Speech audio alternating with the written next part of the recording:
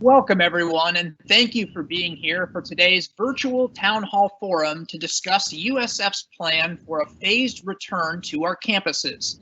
I'm Adam Freeman from University Communications and Marketing, and I'll be serving as the moderator for today's event. We are all eager to learn more about the university's plans and what we can expect for the fall semester.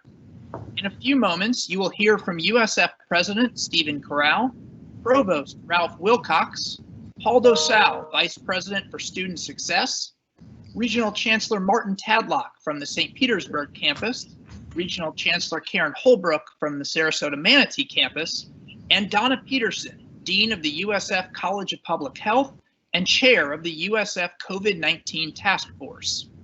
At the conclusion of their remarks, we will begin the question and answer portion of today's forum.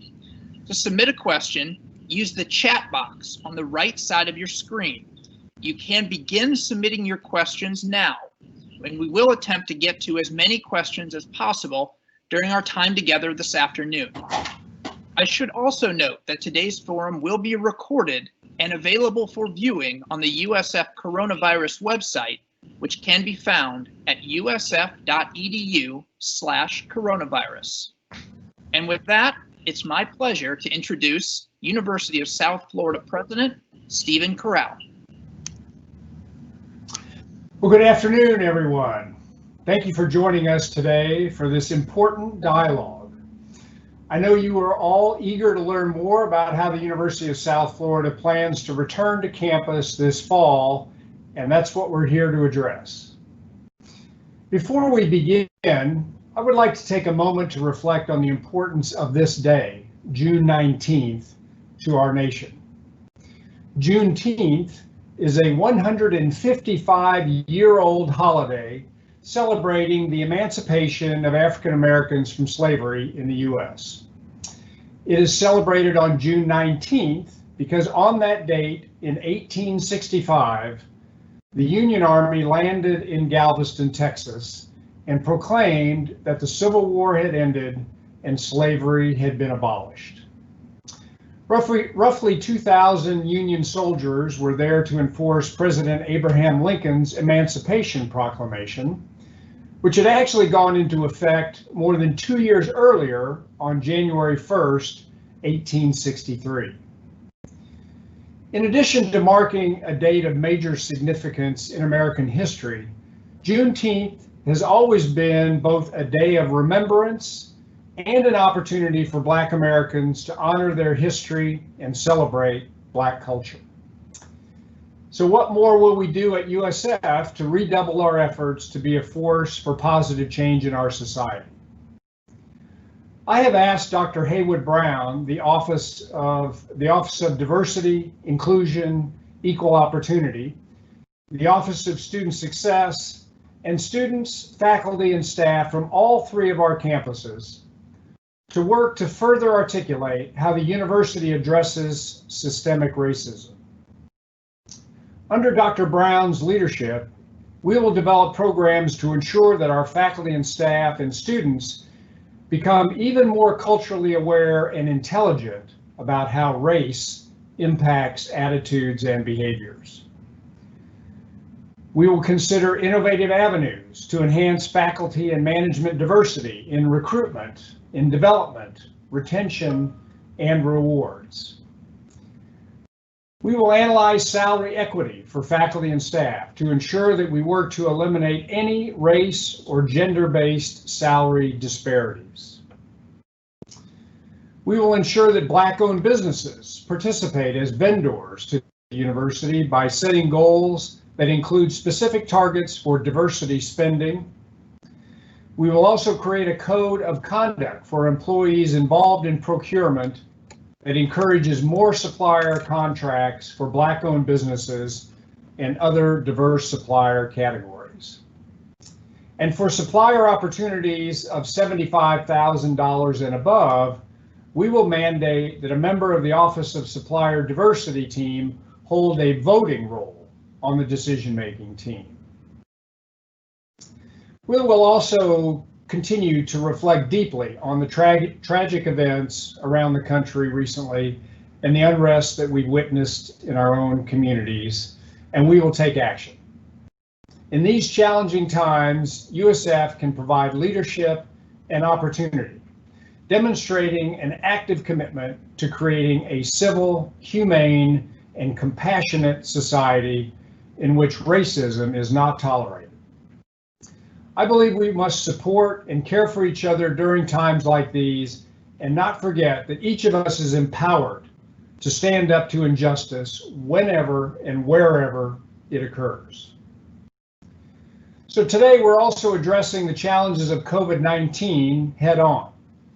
We have to acknowledge that our society is in the midst of a public health challenge unlike any other in living memory, which is requiring the university to rethink how we learn, how we teach, how we collaborate and communicate with each other. Today, you will hear from several key members of my leadership team who have been working tirelessly to ensure that you have all the support and resources you may need as we transition to this unusual period of extended remote instruction. I encourage you to submit any questions that you have during our Q&A session at the end. I would now like to welcome our Provost, Ralph Wilcox. Provost Wilcox, if you would please. Good afternoon, and thank you, President Currall. We're all struggling to understand and defeat two pandemics raging around the world today, each having a significant impact on our lives and the USF community. Had we watched and listened more attentively, we might have seen each one coming. This is a time to test ourselves and to hold others accountable for their words and their actions. Together, we must fight systemic racism, injustice, and efforts to divide us. We can't continue to sit idly by and react to the repeated excessive force against our Black neighbors by law enforcement. To be clear, Black lives matter, and it is time to stamp out racism. At USF, we can and must do more. Through education, we must reach beyond the relative comforts of discourse around diversity and inclusion by developing and delivering an anti-racist learning experience across our university. We're also making intentional investments in faculty-driven research to better understand the Black experience on campus, throughout our communities and across the nation, and to effect meaningful change and discover sustainable solutions to improve the lives of Black faculty, staff, and students. It's a shared responsibility, and one which will carry over to the other public health pandemic we are battling as we learn to coexist with COVID-19. Even as professors support our students' academic progress throughout the delivery of quality online classes this summer, a team of academic and student success leaders led by Drs. Cindy DeLuca and Paul Dosal, and supported by our 13 college deans and faculty colleagues, have been working tirelessly to develop a flexible plan to guide the resumption of classes across all 3 USF campuses beginning August 24th, while fostering a commitment to shared responsibility to assure our good health and well-being. We've adjusted the full calendar with all classes and final examinations transitioning to online delivery following Thanksgiving. We will not require students to register for face-to-face classes. All members of our academic community will be required to follow the public health protocols, including but not limited to the completion of symptom surveys, regular hand washing and enhanced sanitizing of facilities, and of course, physical distancing and wearing face coverings in public spaces. Each step of the way, we are guided by our commitment to student access for success, which is why we are investing an additional $20 million in financial aid through our brand new We Got You SF program to encourage our students to stay on track to timely graduation, because you are our path to building a brighter future. We expect all USF faculty across all campuses to be actively re-engaging in the life of the university this fall. Yet life will be very different as we learn to live with an invisible virus. Class delivery will focus on high-quality instruction and student learning using a flexible hybrid approach. That is a mix of traditional face-to-face classes, including reduced student density in classrooms and labs, quality online classes, and a blended delivery format, including live face-to-face, synchronous, and asynchronous class sessions. To prepare for this, we'll be providing expanded access to support services for all students, faculty, and staff, including a broad-based and multifaceted faculty professional development program to ensure the highest quality of academic delivery. All this because we know that you have put your confidence in us. We know that USF has become a favored destination for the best and the brightest students. The fastest rising university in the country, public or private, according to US News and World Report. One of just 3 preeminent research universities in Florida, and the state's #1 ranked school in performance-based funding. I'd now like to introduce USF's Vice President for Student Success, Dr. Paul Dosal. Paul? Thank you, Dr. Wilcox, and good afternoon, everyone. Despite the many challenges you're facing today, I remain committed to our fundamental belief that each and every one of our students will succeed, and it's my job to make sure that you have the support you need to graduate on time with the degree of your choice. So when we open in the fall, we will provide you with the highest quality educational experience we can provide with you. Like the instructional model, however, student support services will be offered through a hybrid model with some in-person services and some continuing operations virtually. But make no mistake, the appointments and sessions with advisors and tutors you're used to will still be available. They may be conducted virtually if you or the staff member prefers, but again, those services will be available. You will also have opportunities, of course, to engage in social activities and events, both face-to-face and virtually. However, of course, these activities may have to be altered to protect all members of the USF community. We may not be able to hold some of our traditional large events because we know that we have to provide physical distancing between students. But through in-person and online program, we don't intend to create any greater social distance between us. And so, as usual, you'll have opportunity to get involved with student organizations. We have over 700 organizations active across our 3 campuses, and we expect and hope that you will choose them and become active. Our student unions will be open, and they will welcome students to dine and study and hang out under certain guidelines, of course. Our recreational facilities will be open with fewer machines in use and cleaning protocols and distancing and careful scheduling, but they will be open. And of course, all students, along with faculty and staff, will be expected to wear masks and maintain that physical distancing. But please remember, student health services are available on all of our campuses, and we even offer telehealth services for virtual doctor visits. And so I want to reassure you that the student success teams on all campuses have developed plans to resume operations and continue to support you with access to excellence on your academic journey. And with that, I'd like to turn it over to my friend and colleague, Dr. Martin Tadlock, Regional Chancellor, St. Petersburg. Thank you, Dr. DeSalle, and welcome everyone from the St. Petersburg campus.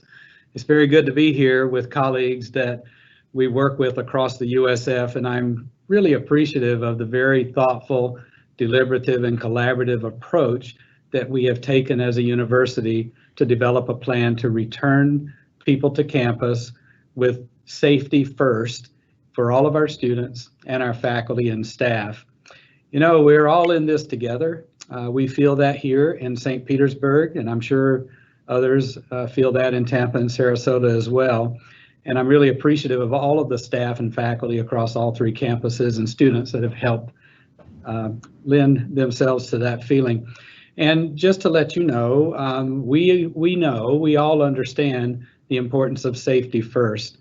Personally, you know, my number one concern and priority is not me. I don't want to get sick. I don't want to have the virus, but I'm not as concerned about me as I am family. I have two people in my home, a son and a spouse that are both immunosuppressed. And so my number one concern is that I don't bring anything home to them or cause any harm. And that's what I've been talking to people about here is regardless of your situation, the priority should be to make sure that other people are kept safe. And in that process, you end up keeping yourself safe because you're following the protocols needed to ensure other people are healthy and safe, and you end up keeping yourself that way too. I want to thank President Currall and Provost Wilcox for talking about some of the issues related to diversity and inclusion that we are addressing throughout the USF. And here on this campus in St. Petersburg, we have been holding listening sessions with faculty, staff, and students. We are creating a local task force to review all of our practices here on this campus and our context of that within the community. We will have community members on that task force as well. And we will be looking at what we can do to eliminate the practices that allow any continuation of systemic racism and discrimination. So I really value that as a priority for the university, even during this difficult time of COVID-19. And I just want to share a couple of things about this campus that will raise questions for us, of course, and our students and faculty and staff, and have raised questions about the safety and health of individuals. We are opening a new residence hall in the fall on this campus, and it will have capacity for 375 new students in the res hall. It'll be a 70% increase in the number of beds available to students on this campus, and we hope to have a ribbon cutting in early August to open that facility. Of course, that raises questions about the health and safety of students returning to a residential facility. We have a program in the city called the Innovation Scholars, where new freshmen coming here for the first semester are mentored and paired up and mentored by people in different organizations within the downtown area of St. Petersburg. And that has been last fall, the first time we did it, and spring, a face-to-face environment for that mentoring to occur. So getting into the field and working with those individuals in the field, of course, raises questions again about how will we handle that so that students are safe. We also are working with our student government leaders who have gone into planning for a campaign called Stop the Spread USF SP, and I'm sure they will be working with their student government colleagues in Sarasota and Tampa about that same kind of approach on how student government can work closely with us to develop that kind of culture of health and safety on our campus to keep everyone safe and secure. So you'll be hearing more about that as it develops. And again, I'm really appreciative of the collaboration that we have across the USF and the way this is rolling out. We look forward to, of course, having people back on our campus. And I'm really excited to hear more as we go through this session today. And I'm really pleased to introduce to you our Regional Chancellor from Sarasota-Manatee, Dr. Karen Holbrook.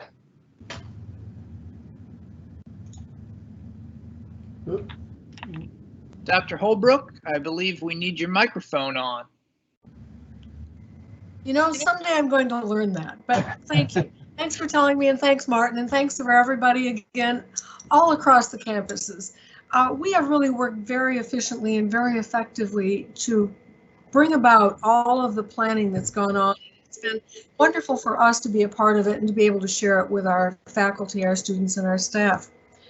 When we began working remotely, now 12 weeks or more ago, we made a commitment to design and execute a robust communication strategy for our faculty and staff and for our existing as well as our prospective students. We did this by designing weekly town hall meetings as well as phone campaigns and emails to provide two-way dialogue and informational exchanges. Advisors, other student support staff have kept us in touch with students directly through call campaigns to get a sense of their well-being and their needs and to encourage them to utilize the available resources. Our virtual orientation sessions have been very rewarding as they've been attended by 85 to 90% of our students who will be coming in the fall. This is higher than any of the other face-to-face orientations that we have had in the past. Our communication leaders, these are our student communication leaders that have connected through these orientations with students and with students specifically in the same academic programs that they have been in, are very effective in the orientations, but they also continue on with the groups of students that are specifically in their academic areas so that they keep connections beyond orientation until they get here in the fall.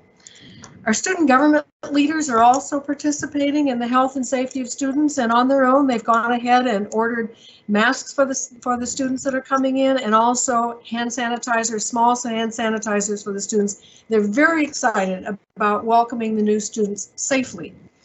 So we've also organized town hall meetings, as I've said a number of times before, and at these town hall meetings, we have faculty and staff, and we exchange a great deal of information about what's going on across all of the campuses. But we also have with us our student government leaders, and we listen to our student government leaders each time so that we can share with them what's going on that we know about, and they can share what kinds of things that they're doing. So at the end of, I guess on the 29th, and now I understand after the 4th, we'll be starting our Summer B pilot program, and we're going to have 3 new courses that are going to take place on campus. We'll see how that works out. We'll be glad to have the campus again with students coming on it, but our whole strategy is to meet our students and our faculty and our staff where they are, whether they are ready, whether they're not quite ready, or whether they're cautious. And the goal is to connect quality programming in whatever way we can do it with delivery of with a level of comfort for everyone. So for those who return, it's going to be a safer and a healthier and a new environment. Our faculty, staff, and students are all well aware of the safety measures that have been established prerequisite to returning to the campus, and they are already practicing them. We have a number of people on campus right now, and as new students come in, or new faculty, or not necessarily new, but as anyone starts returning to campus, we have someone greeting them at the front of the building to ask them, to see that they're wearing some kind of a face covering, to ask them what their goal is, where they're going, what their location is, and why they're going to be on campus, and just so that, and what the status is of their health. And for everyone going into a room, outside in each room, there is a memo on the door that says this room has been cleaned and sanitized as of X date. If you are coming into the room, please remove the sign, put it down on a desk, and we will pick it up and re-sanitize it and put it back. So we know exactly what's clean and we know exactly where everything is, so that everything is in good shape for the next person that's coming. So we really look forward to everyone, not everyone, we look forward to a number of people returning, and we will hear why it's not going to be everyone from our next speaker. And I'm very happy to turn it over to Dr. Donna Petersen, our Dean of the College of Public Health, who's serving as the chair of the Special COVID-19 Task Force, which serves as a resource of expert advice and guidance for the university. Given what Donna does and her background, her expertise, and her whole career, there is no one who is better, there is no one who is more committed, and there is no one who has done more for this campus than Dr. Donna Petersen, what she has done for bringing us all back safely. So Donna, I turn it over to you. Thank you, Dr. Holbrook. Thanks to all my colleagues and thanks to our students and their families for joining us today. We appreciate you being here, and I want to thank all of you, if you're continuing students, for how you have stuck with us through the spring and the past couple of months, and really you've made us extremely proud as you've adapted with us as we've changed to a changing environment around us. So as we've been working on these plans for the fall semester, they have two overarching goals. One, of course, is to continue to deliver the highest quality educational experience we can to our students, but the other is to do everything in our power to promote an environment that protects the health and the safety of our students, our faculty, our staff, and the communities within which we sit as a 3-campus institution. So the campus has been quiet. A few students have been on campus all along. A few are starting to trickle back, but it's been very, very quiet. But don't let that fool you. A lot of us have been very hard at work developing these plans to bring you back in the fall, to bring all of us back in the fall. And again, the challenge comes from the fact that the virus is still with us. It is still active in our community. And so we have been slowly increasing the numbers on campus and the levels of activity on campus in preparation for our third phase of our phase-in plan. We're in it now, but again, low-level activity in phase 1, a little more in phase 2 to get ready for phase 3, and then phase 3, we need to be in phase 3 in order to move forward with the fall semester as we had planned. But I do want to be clear and reinforce what my colleagues have already said. Phase 3 is not a 100% reopening of the campus as it was before. It is a very different campus, a very different kind of campus experience, again, designed to promote the highest quality learning and instruction, research, engagement with our communities, but in a healthy way. So just a little bit, just to put this in some context, COVID-19 is a novel coronavirus. That means it has never before been seen in human populations. It is all over the world. It is a global epidemic, which is known as a pandemic, and we learn more about it every day. And we continue to learn more about it every day. It is quite an interesting foe, but we learn and we have adapted to it as we have gone on. It is spread person to person. You exhale the virus, and other people either get it in the respiratory tract, or it lands on a surface and they touch the surface and they touch their face, and it is transmitted that way. One of the challenges with COVID-19 is that many people are infected and have the disease and don't know that they are infected. They may not have any symptoms at all. They may be pre-symptomatic, or they may have a mild form of the illness and not see it for what it is. But in each of those cases, they are infected and they are spreading the virus. It takes about 10 days from the time you are infected to the time you exhibit symptoms, if you ever do. During that time, you shed the virus, which means you spread the virus. As symptoms appear, you also continue to spread the virus. So once you are diagnosed, it is critical that you remain isolated to prevent the further spread of the virus. Well, then what do you do before you know you're sick? How can you prevent yourself from infecting others? You can wear a face covering whenever you're in a shared space. You can keep your distance. We recommend 6 feet of separation between you and all other people around you. You can wash your hands, and we mean it very seriously. Wash your hands, 20 seconds, warm water with soap. You should wipe down surfaces with a disinfectant, particularly your electronic devices. This is a major surface that we are concerned about. Well, how about if you don't want to get sick? What can you do to prevent yourself from becoming infected? You can wear a face covering whenever you're in a shared space. You can keep your distance. We recommend 6 feet. You can wash your hands. You can disinfect surfaces. It's the same advice. What we do to protect ourselves is also what we do to protect those around us. And so to help you practice those pretty simple things, you will see some changes when you come back to campus. Classrooms, labs, dining areas, lounges, all the places that you normally come together have all been mapped out and the occupancy capped in ways that make sure we can keep you 6 feet apart from each other, from your instructors, from other people in that space. You will see spaces are reconfigured. You may see furniture removed. You may see furniture marked, again, to allow you to maintain the distance. You may see glass up between at points of service to protect you as a customer from whoever is offering you that service. You will see intensified cleaning. You will see a lot of wiping down of surfaces, of disinfecting. You'll see hand sanitizers, and you will see everyone wearing face coverings. To make that easier for you, the disinfectant supplies, hand sanitizers will be made available. Face coverings will be made available. We are purchasing for every faculty, staff, and student at least 2 reusable washable face coverings, and we will have disposable face masks available for people who come to visit our campus and either didn't know that was our policy or didn't bring one with them. You will see signs that remind all of us of the importance of maintaining the physical distancing, wearing face coverings, keeping our surface areas clean. You will see signs in some buildings directing traffic, so we have people moving in one direction. You may see signs on the ground that indicate where you should stand if you're waiting in a line.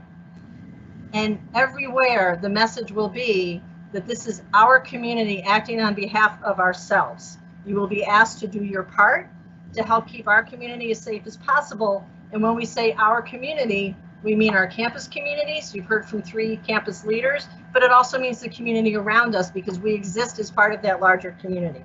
And we need each of us, every one of us, has to commit to engaging in the best behavior. We have to be the best role models we can be on campus, but also off campus, because we need to help our larger community maintain as safe an environment as possible. We are also finalizing our screening, symptom checking, testing, tracking, isolating plans. So before you come back to campus, you will be sent a survey. You must fill it out. It will provide baseline information that will help us continue to prepare for everyone arriving back on campus. That will then trigger daily symptom checks. And we're going to ask everyone, faculty, staff, and students, to fill out a daily symptom check. And this has 2 primary purposes. One is to remind each of us that if we don't feel well, we need to stay home or not go to class or not go to work. We need to contact a health provider and follow their direction. Students can go to the student health service area, and we've directed our faculty and staff to their own medical providers or to USF Health. All of us are in this together, and we will guide you if you have any symptoms at all. We will guide you on what to do. But the second purpose of symptom tracking is it lets us detect if there seems to be an increase in people reporting symptoms. That might trigger us to go in and cluster test a population that's either in that group or in that area where we are detecting a high level of symptoms. The next part of our system is environmental sampling. So we'll be swabbing frequently touched surfaces. So imagine how you go about your day on a campus. You're touching door handles, you're touching elevator buttons, you're touching stair rails, you're touching the bathroom fixtures. We will be on all of our campuses swabbing those surfaces and looking for the presence of the virus. Again, an elevated presence of virus on surfaces, especially if that's coupled by an elevation in symptoms reporting, that would then give us direction to go in and cluster test those areas. We are also going to, on a every other week basis, draw a random sample, 10% of our population, faculty, staff, students across all 3 campuses, and you will be directed to a testing site. And that will allow us to both understand the presence and the movement of the virus in our community, but it also lets us identify, as I said before, those asymptomatic, pre-symptomatic people with mild illness that don't know they're infected and don't know they're potentially spreading the virus. If you are tested positive, you will be directed to self-isolate. If you live in a residence hall on one of our campuses, we have set aside space to accommodate you if you need to be isolated because you are infected with COVID-19. Once we identify a case, we then seek to identify people who have been in close contact with that case. Contact tracing, I'm sure you've heard that term, that's actually the responsibility of the Florida Department of Health, but our 3 campuses work in close cooperation with the Florida Department of Health county offices in our counties. We give them as much information as we have. They do the follow-up contact tracing, but in the meantime, we can go ahead and provide guidance to our students and faculty and staff if we believe they've been exposed, if we believe they're a high exposure risk. We can direct them to self-isolate, be tested, and remain self-isolated while they're awaiting that test result. Again, if you are a student in a residence hall on one of our campuses, we have set aside space. We will accommodate you in an isolation space while you are awaiting that test result. If you need to be isolated because you're infected or you were directed to be tested and you're awaiting the test result, we have COVID-19 care teams who are going to swoop in and be there to support you. They will take care of your healthcare needs, any mental health needs that you have, academic and student support services. They will be there to monitor, check in, and make sure you have what you need to keep going in your academic track, but also to help you back to health. Now, we anticipate being in what we're calling phase 3 for a long time, because phase 4 in our plan doesn't happen until herd immunity is achieved. I'm sure you've heard that term too. That means the virus is being transmitted at a low enough level that it is unlikely to infect people in our community. But we won't be there for a while. We're going to be in phase 3 for a while. So all of the things that we enjoy doing on our campus, as my colleagues have said, we'll try to make those activities available in a way that maintains the safety and health of our communities. So whatever it is, we want to keep going, our learning, our research, our activities, our community work. We can only do that if we accommodate and, quite frankly, respect the coronavirus. It is with us, and we need to learn to live with it until it is no longer with us. So we're going to be in this phase for a while. So based on input from many of you, from our faculty and staff, we are designing to support all of this a comprehensive communication campaign to make all of these guidelines clear and to make our expectations clear. We are aiming to create social and cultural norms that support all of the measures that I and my colleagues have described to you. And we are developing education and training modules to support a shared understanding of the risks that are involved, how we are working to manage those risks, why it is our individual and collective responsibility to come together to mitigate those risks, and also tips and tools for dealing with uncomfortable situations. We hope they don't arise, but we want to be prepared if they do.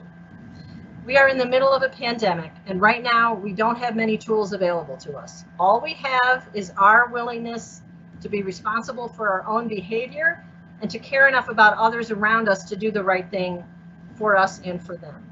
Face covering, social distancing, disinfecting, hand hygiene. We're going to make all of these things available to you. We're going to make them as easy as possible for you to do. And we know that together, as one USF united, we're going to get through this. So I'll turn it over to Adam. We're eager to get to your questions. Thank you. Thank you, Dean Petersen, and thanks to everyone for providing those important and thorough updates. We are now ready to open it up for questions. Again, if you'd like to submit a question, type it into the chat box to the right of your screen.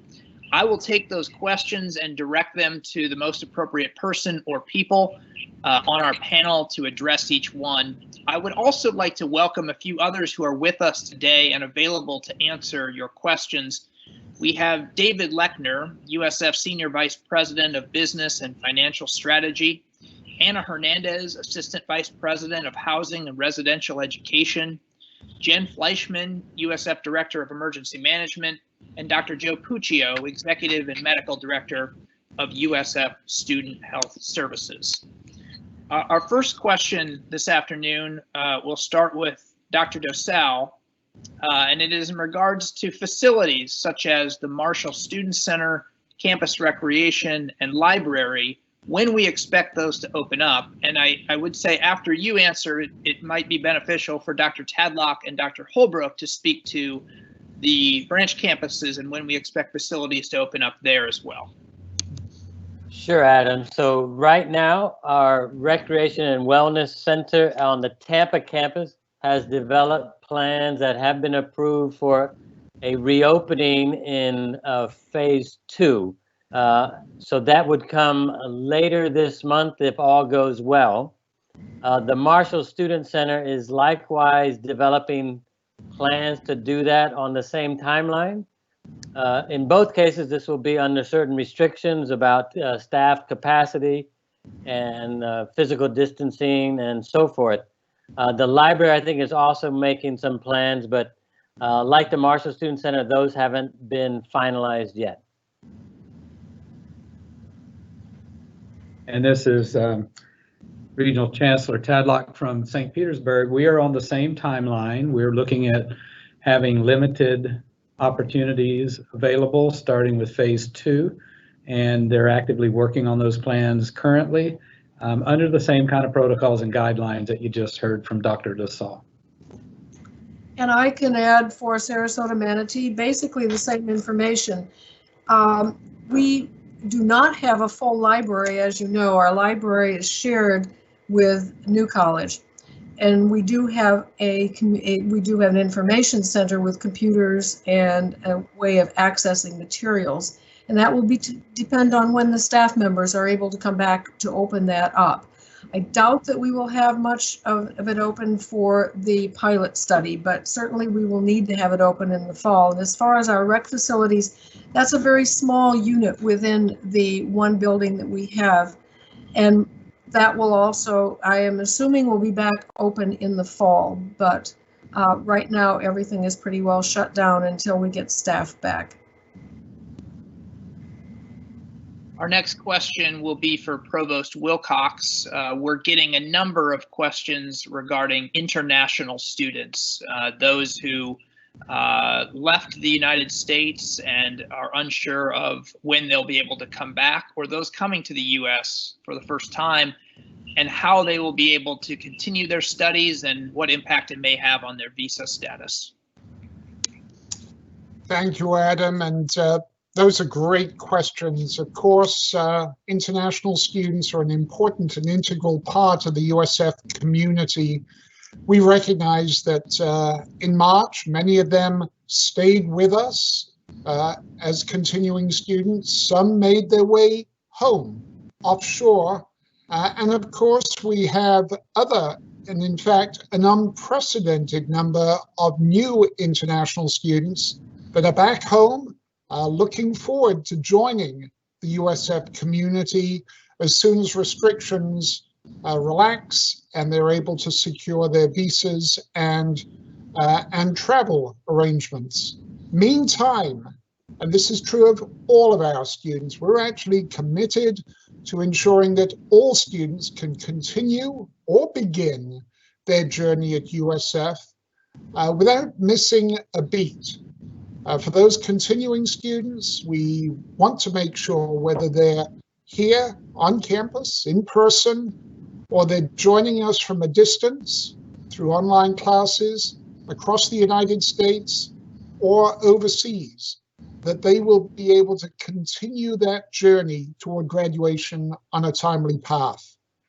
For new students, we're committed to providing them a fast start to joining the USF community, beginning their journey toward their degree, whether they find themselves at home in any number of distant countries, or indeed here in the United States. It's not going to impact their F1 visa status if they enroll in online classes from home.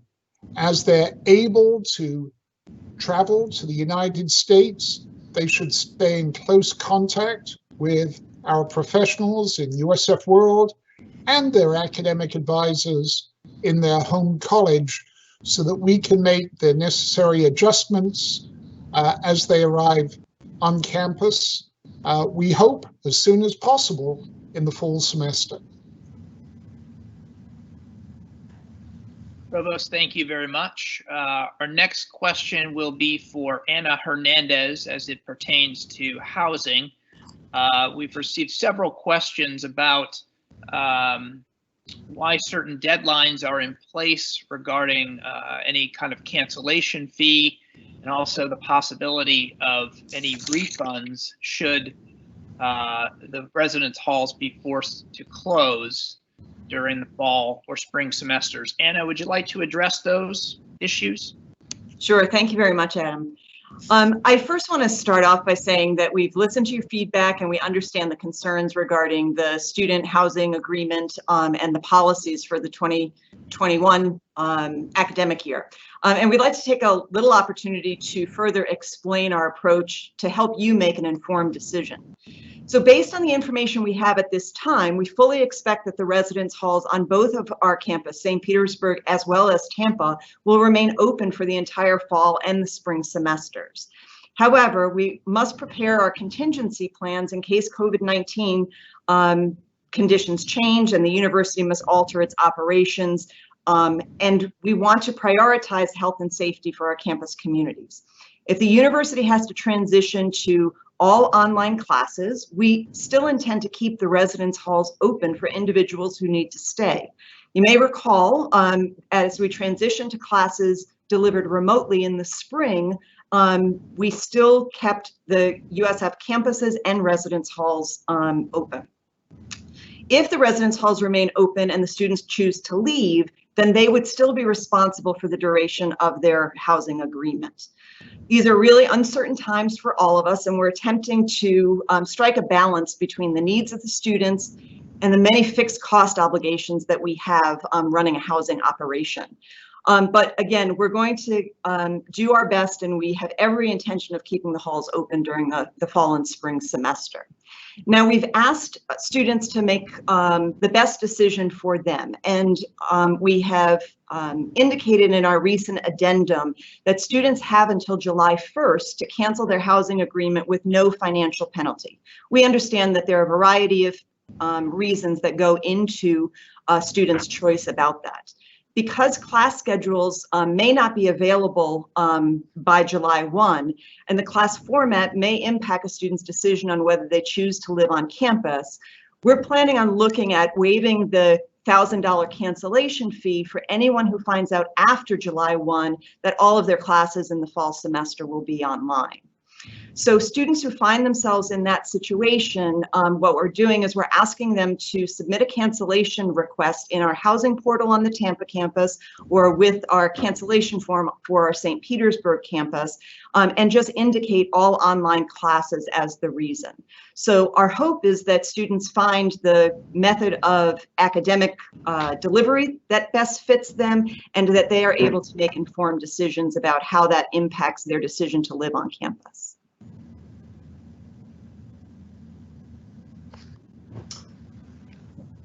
Adam, if I may add a few comments to what Anna has just said about housing.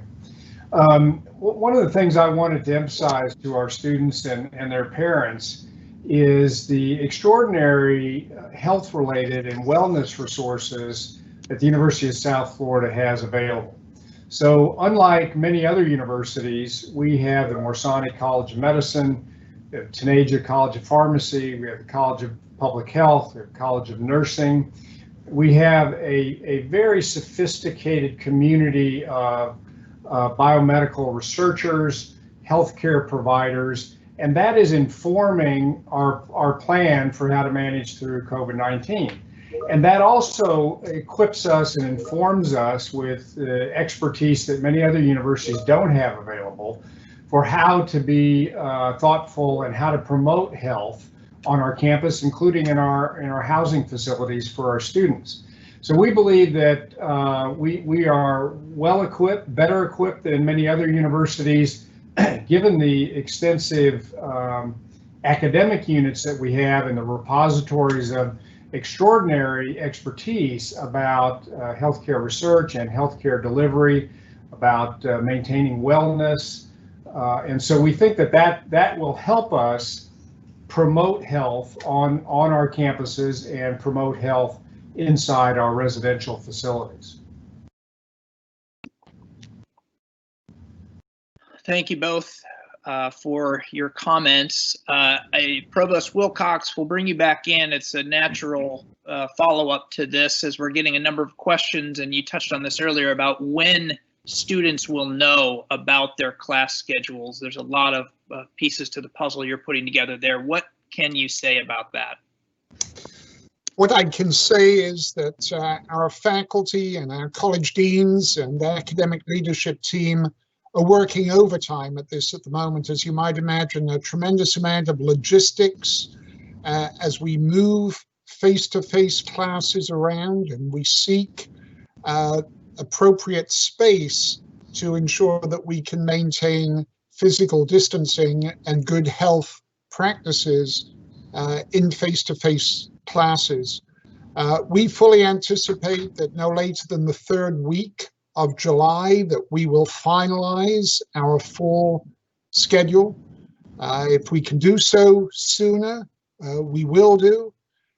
But again, I can provide all assurance that we're working overtime to ensure, first and foremost, that we meet our student needs with the classes necessary for them to progress on a timely path to graduation, that we provide the classes prerequisites necessary to sequenced learning and progression, and to provide students options of face-to-face, quality online, or a flexible format that will include a combination of face-to-face, synchronous, and asynchronous learning. So student choice is a primary goal here as we seek to meet their needs in order to move their academic progress forward.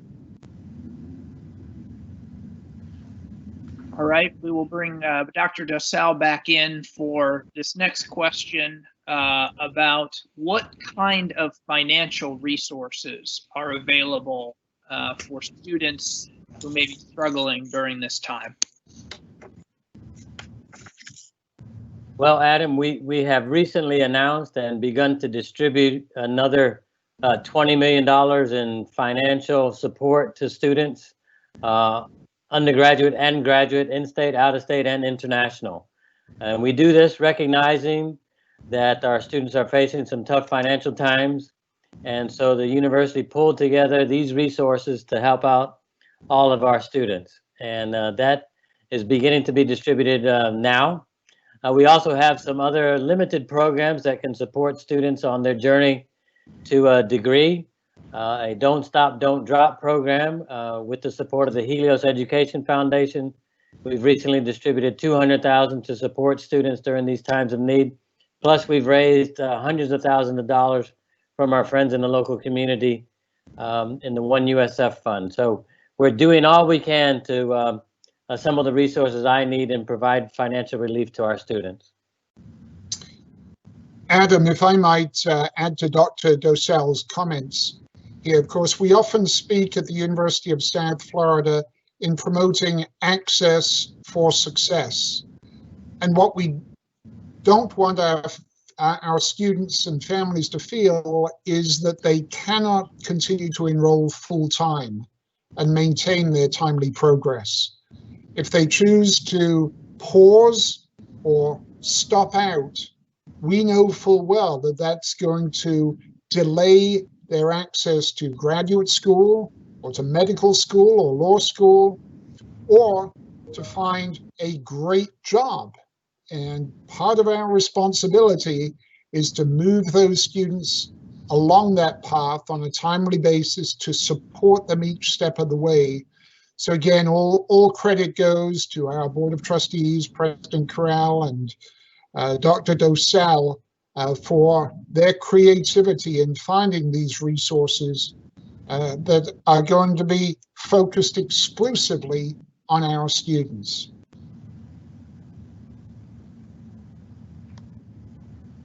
Thank you both. We will come back to Anna for another question about residence halls.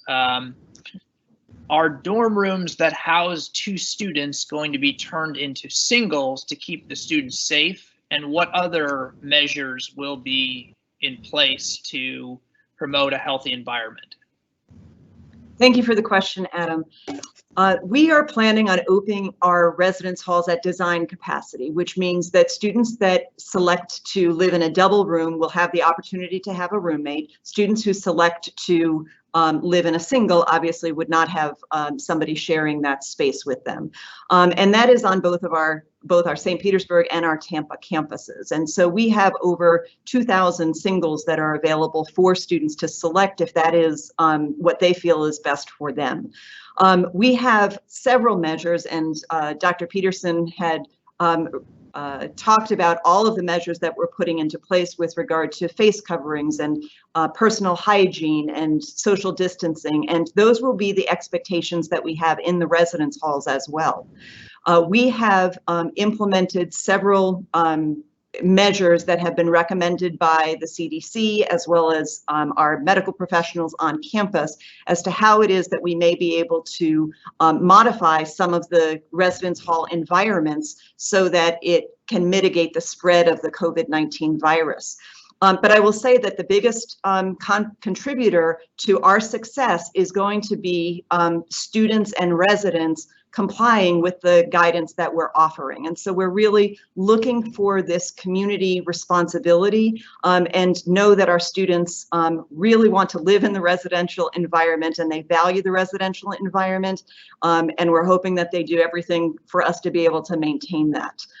We have, from our staffing perspective, increased our frequency of cleaning, especially the high touch surfaces. We'll be making some modifications with regard to installing automatic fixtures, so on toilets or sinks or even paper towel holders to try to have automated opportunities for people so that we don't have as many high touch surfaces. So we have several plans underway in conjunction with our campus colleagues throughout the campus environment. And so we are doing all we can to create the environment to mitigate the spread, and we are looking forward to our students coming back to cooperate and help us in that endeavor.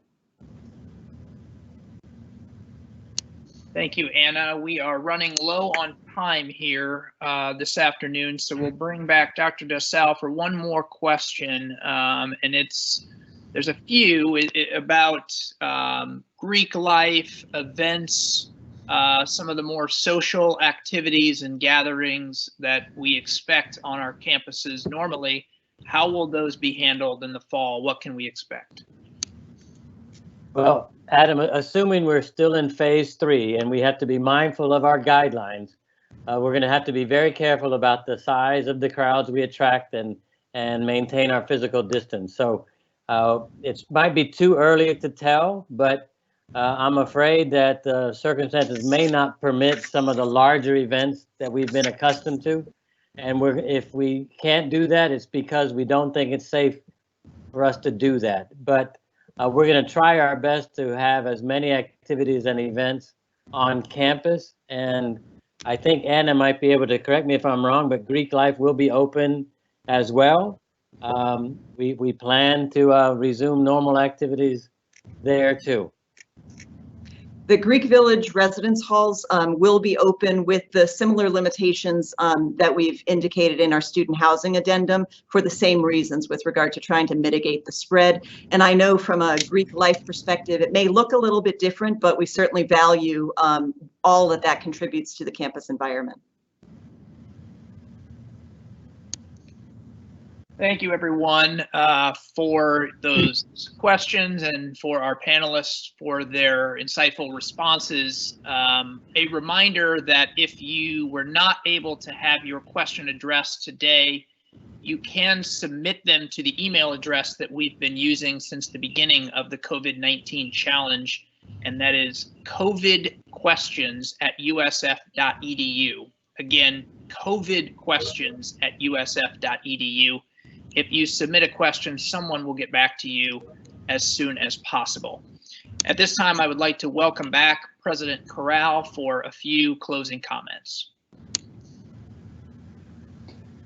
Well, thank you, Adam, and again, thank you all for joining us today.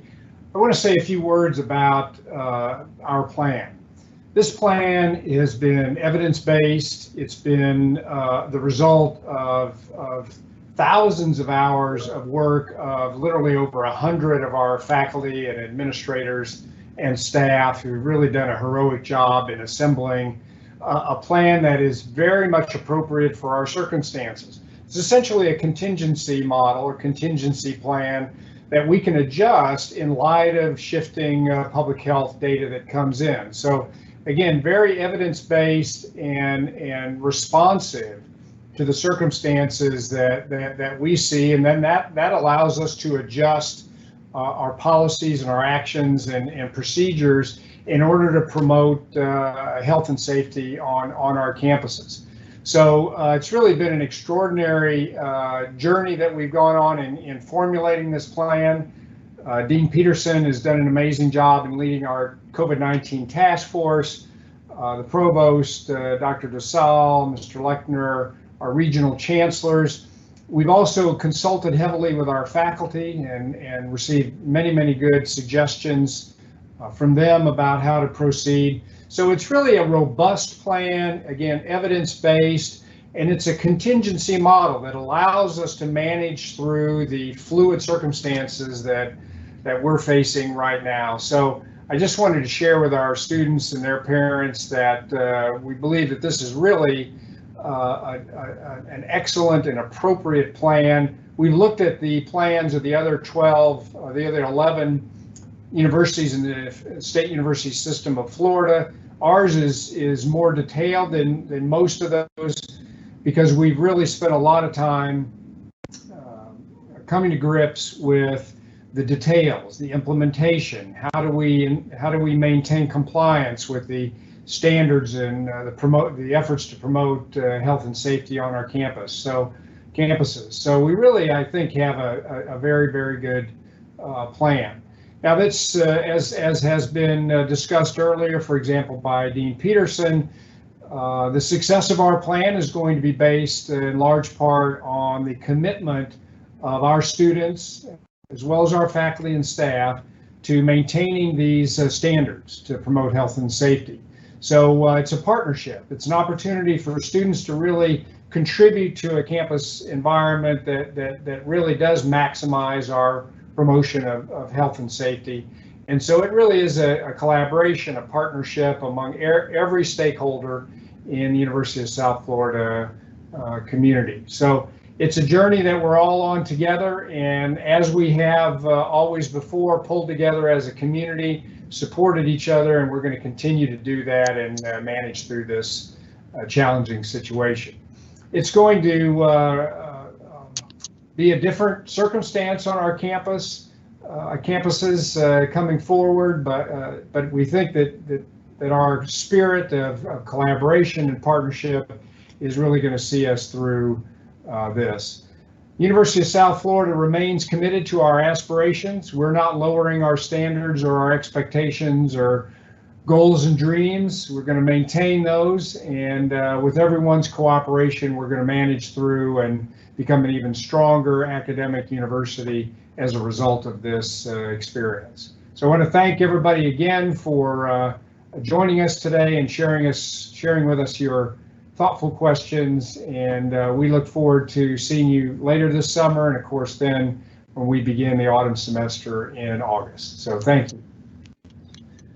Thank you, President Currall, for your leadership. One last time, we encourage everyone to continue to check the USF coronavirus website for the latest updates and most current information on the university's plans for resuming additional on-campus operations.